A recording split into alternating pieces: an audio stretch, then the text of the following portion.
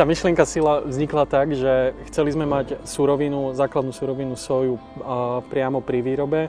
Mimo iného, aby sme znížili aj intenzitu dopravy v mieste výroby v Banskej Bystrici. Chceli sme, pretože tak chápeme misiu firmy, že tie veci robíme nielen pre nás, ale aj pre ľudí, aby možno taká mini dominanta tejto časti mesta bola príjemná na pohľad. Tak ako robíme trebárs aj výber nových výrobkov, že konzultujeme našich fanúšikov, našich zákazníkov, tak sme si povedali, že by to bolo fajn urobiť to aj pri výbere dizajnu Sila a z toho vlastne vznikla verejná súťaž. Zapojil som sa kvôli tomu, lebo mi je ako keby blízka ideológia, filozofia značky Lunter.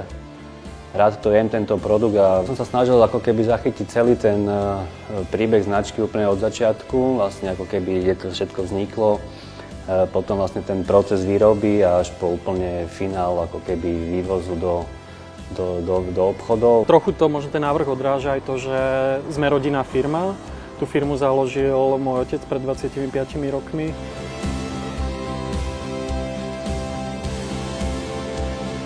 Je tam vyjadrená taká tá hlavná myšlienka firmy, to je, že vyrábame 100% rastlinné výrobky z čerstvých surovín a bez použitia konzervantov, alebo my hovoríme bez použitia škodlivých konzervantov.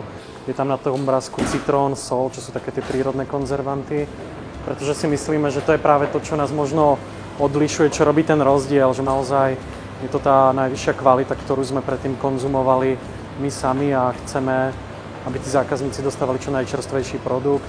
Rovnako je tam spomenutý CNG, čiže zemný plyn ako ekologické palivo, na ktorom jazdia naše autá. A rovnako tak je tam obsiahnutá nejaká myšlienka, že ide o výživné produkty, je tam slovo proteín.